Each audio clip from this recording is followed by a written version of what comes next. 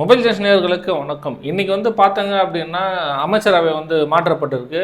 இந்த அமைச்சரவை மாற்றியவுடன் அதாவது துரைமுருகன் அவர்களுக்கு கூடுதலாக சட்டத்துறையை ஒதுக்கி இருக்கிறாங்க தமிழக அரசு. இந்த நிலையில் பார்த்தோன்னா திடீரென்று மருத்துவமனையில் அனுமதிக்கப்பட்டிருக்காரு. அதாவது அப்போலோ மருத்துவமனையில் அனுமதிக்கப்பட்டிருக்காரு. என்ன காரணம் அப்படின்னு நம்ம பார்த்தோம் அப்படின்னா அவர் ஒன்றுமே இல்லைங்க, நல்லா இருக்கார். இந்த ஆட்சி கிடையாது, இன்னும் உதயநிதி, இன்னும் இன்பநிதி எல்லாருடைய ஆட்சியிலையும் அவர் முதன்மையாக இருப்பான் அப்படின்னு சொல்லிட்டு அவர் ஆல்ரெடி ஏற்கனவே சொல்லியிருக்காரு.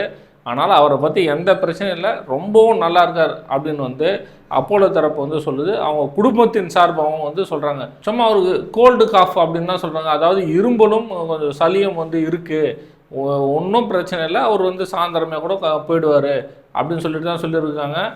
நிறைய பேர் பார்த்துங்க அப்படின்னா என்னப்பா அவர் திடீர்னு மருத்துவமனையில் அனுமதி அப்படின்னு சொல்லிட்டு ரொம்ப பேர் பீதி அடைகிறாங்க.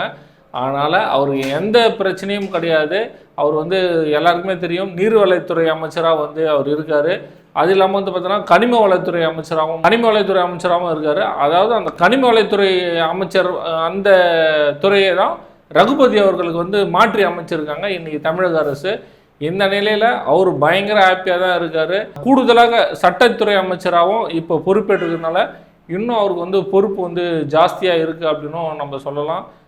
தேர்தல் நெருங்க அவரும் பார்த்துங்க அப்படின்னா அவருடைய தொகுதியில் ஒரு இடத்துல விடாமல் எல்லா மீட்டிங்கு, எல்லா கூட்டமும், எல்லா செயற்குழு கூட்டமும் அவர் போயிட்டு நல்லபடியாக தான் இருந்துகிட்ருக்காரு. அதே போல் ஒரு சின்ன செக்கப்புக்காக மட்டும்தான், அதாவது கோல்டு காஃப் செக்கப்புக்கு மட்டும்தான் அப்போலோட போயிருக்காரு. அதனால் அவருக்கு எந்த ஒரு பாதிப்பும் இல்லை, ரொம்ப நல்லா இருக்கார். இன்னமும் யாராவது அவர் கூட போய் பேசணும் அப்படின்னா அவருடைய அந்த தக் லைஃப் காமெடிலாம் அவர் இன்னமும் பண்ணிட்டு தான் இருக்கார்.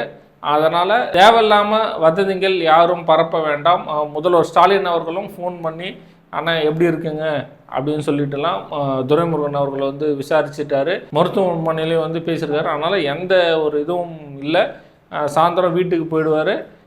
கண்டிப்பாக நாளைக்கெல்லாம் பத்திரிகையாளரை சந்திப்பாங்க அப்படின்னு சொல்லலாம். மீண்டும் நாளைக்கு பத்திரிகையாளர் சந்திப்பப்போ நம்ம பார்க்கலாம். நன்றி, வணக்கம்.